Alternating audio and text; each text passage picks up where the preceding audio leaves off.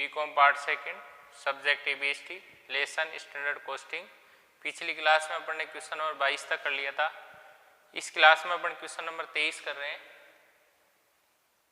ठीक है, question number देखो 23 क्या है कि श्रमिकों का एक दल सामान्यतः 30 पुरुष 15 औरतों और 10 लड़कों का होता है। उनके भुगतान की मानक घंटा दरें निम्न प्रकार है। पुरुष 0.80, औरतें 0.60, लड़के 0.40। 40 घंटे के एक कार्यशील सप्ताह में, मतलब एक सप्ताह में एक जना 40, ये व्यक्ति 40 घंटे काम करता है।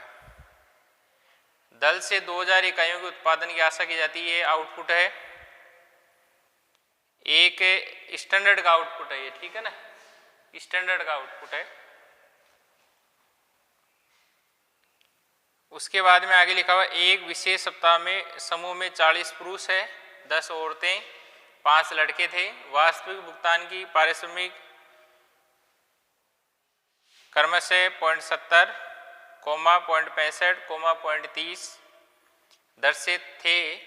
असामान्य सुस्त समय 4 घंटे, मतलब 4 घंटे काम नहीं हुआ, जिसको अपन आइडियल टाइम बोलते हैं। और इसके द्वारा अपन आइडियल टाइम वेरिएंस निकालेंगे, लेबर आइडियल टाइम वेरिएंस निकालेंगे। ये वो 4 घंटे हैं, ध्यान रखना।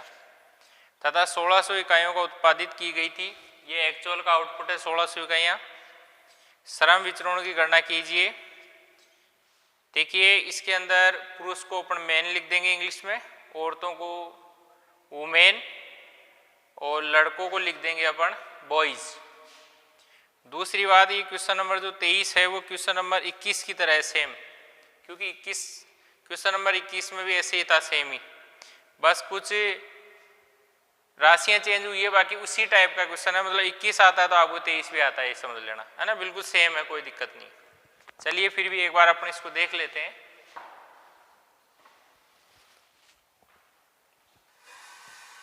इसमें मैंने कॉलम बना दिया लेबर, स्टैंडर्ड, एक्चुअल, इसमें standard our, standard rate. Actual our की मैंने 2 बनाए, क्वेश्चन नंबर 21 में मैंने 2 बनाए थे, ठीक है, डबल बनाना है। और एक्चुअल रेट, 3 चीज आ गई, मैन, वुमेन, बॉयज। तो 30 मैन है, 40 घंटे एक सप्ताह में काम करते हैं, तो 30 × 40 1200। Standard rate 0.80। वुमेन 15 है, एक 40 घंटे काम करता है, 600 घंटे हो गए। बॉयज 10 है, एक 40 घंटे काम करता है एक सप्ताह में, तो 10 जने यानी 10 बॉयज कितने करेंगे, 400 घंटे काम। 1200 + 600 + 4000, 2200 घंटे हो गए। इनपुट आ गया, स्टैंडर्ड रेट दी हुई है क्वेश्चन में। इसी तरह से एक्चुअल आवर में 40 मैन है, तो 40 × 40 1600, 10 × 40 400 और 5 × 40 200। ये मैन वुमेन बॉयज के हिसाब से 10 मैन, 40 मैन, 10 वुमेन और 5 बॉयज है। इस तरह 1600 घंटे, 400 घंटे, 200 घंटे आ गए, इनका जोड़ 2200 घंटे। एक्चुअल आवर दोबारा इसलिए निकालेंगे क्योंकि 4 घंटे काम नहीं हुआ, क्योंकि क्वेश्चन में लिखा हुआ है कि असामान्य सुस्त समय 4 घंटे, तो वो 4 घंटे आपको लेस करने, पूरे 40 घंटे हैं। 40 घंटे में से आपको 4 घंटे लेस करने, 36 घंटे बचेंगे, मतलब 40 × 36, 10 × 36 और 5 × 36, यानी 40 की जगह 36 कर देंगे, वो 4 घंटे घटा देंगे जिसमें प्रोडक्शन नहीं हुआ। 1440 घंटे, 360 घंटे, 180 घंटे, इनका जोड़ 1980। एक्चुअल रेट 0.70, 0.65, 0.30 दिया हुआ है क्वेश्चन में।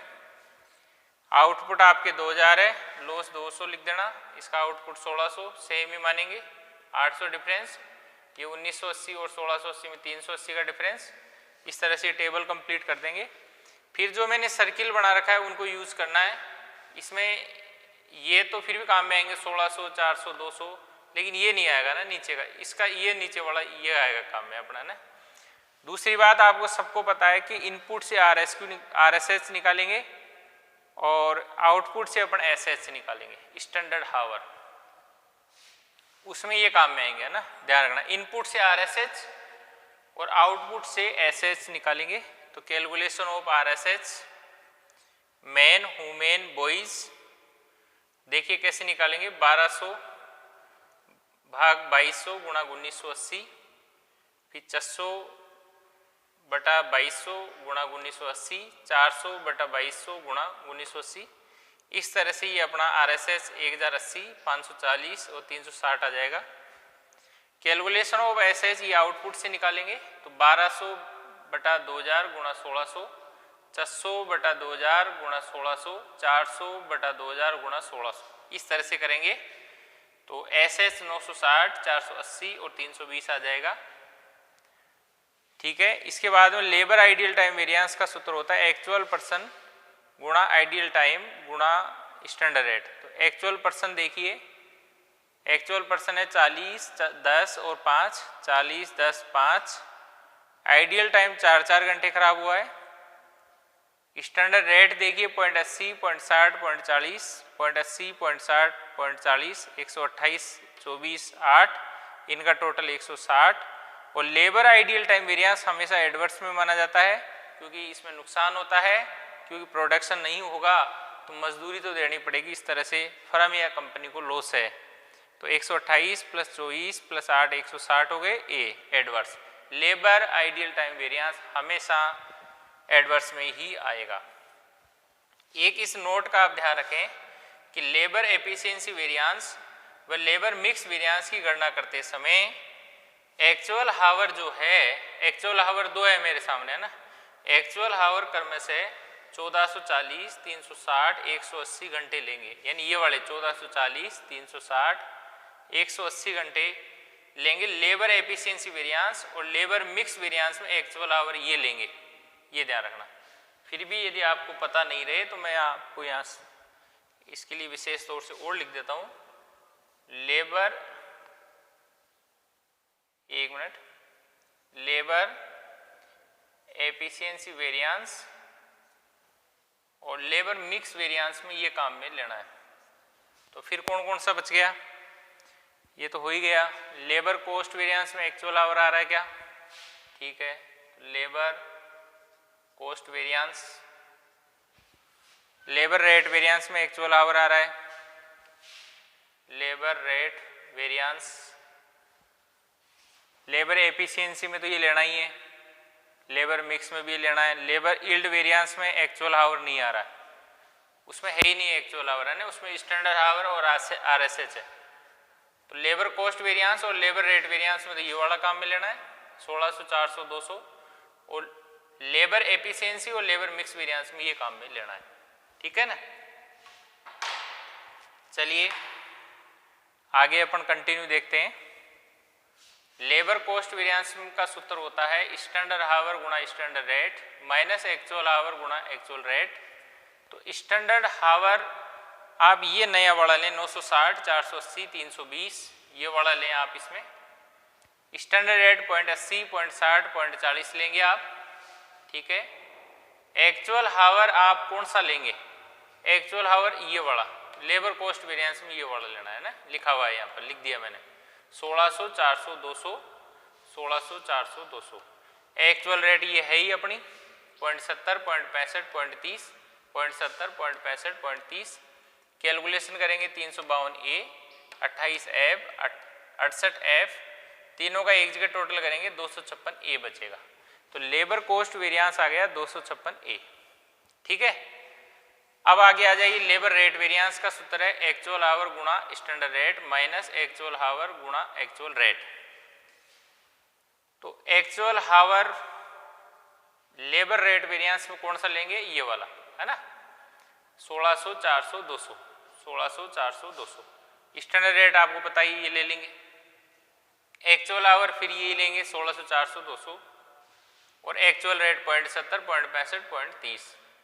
कैलकुलेशन करेंगे तो 160F, 20A और 20F, तो 20A से 20F कट जाएगा, 160F बच जाएगा। लेबर रेट वेरिएंस 160A आ जाएगा।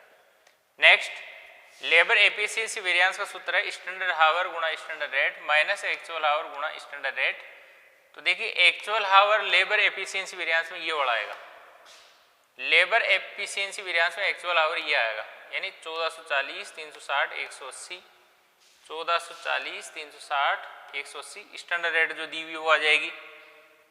उसके बाद में स्टैंडर्ड हावर ये लेने हैं हमेशा, स्टैंडर्ड हावर ये कभी नहीं लेना, ये जो नया निकला वो लेना 960, 480, 320 और स्टैंडर्ड रेट जो दी हुई वो ले लेंगे।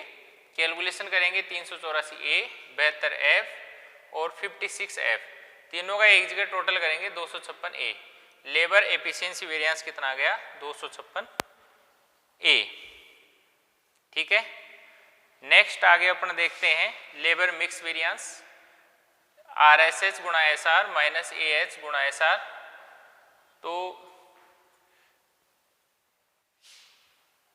RSH तो ये वाला अपन ले लेंगे 1080, 540, 360 स्टैंडर्ड रेट दी हुई है।